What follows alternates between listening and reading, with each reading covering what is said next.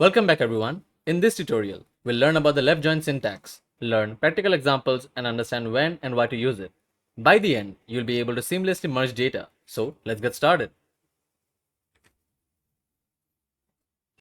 It starts with the select statement, the column names from the table 1, then the term left join, table 2, on table1.common column is equal to table2.common column. The common column is the common column between both the tables, that is table 1 and table 2. Now, let's look at an example. In the previous video, we talked about this table, the employees table and the departments table. Here you can see that the common column is the department ID column. Here, the table 1 will be the employees table and table 2 will be departments table. Now, if you want to perform a left join, you will see that we'll get all the data of left table, that is employees table, and the matching results with the right table, that is the departments table. So you can see that we have department ID 1, 2 and 3, but in department table, we have only department ID 1 and 2.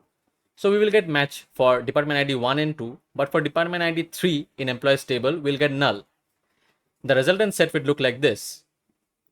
So let's try this in dbfiddle. So this is the employees table.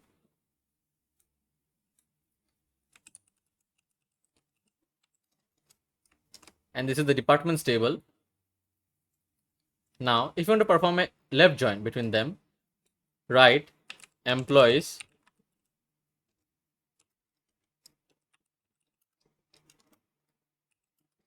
left join the table 2, that is departments, on employees common column, that is department ID, is equal to department dot common column, that is department ID.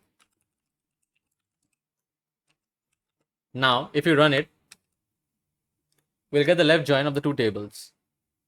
You can see that we have a match for exact match for department ID 1, department ID 2. But since department ID 3 is missing in the second table, we get null values. Also, we can give alias to the names of the table so that we don't have to write employees and departments multiple times. So how can we do it? Just after the first employees, write the alias. Let's give it a name as E. And for departments, let's give it a name as D. Now, instead of writing employees here, we can write E. And in place of departments, we can just write D. If we can perform the join, we will see that we'll get the same results. This example shows how to use the left join syntax in SQL to combine rows from two tables, ensuring that all rows from the left table, that is the employees table, are included in the resultant set, along with the matching rows from the right table, that is departments. If no match is found, null values are returned for the columns from the right table. Thank you for watching, and I'll see you in the next one.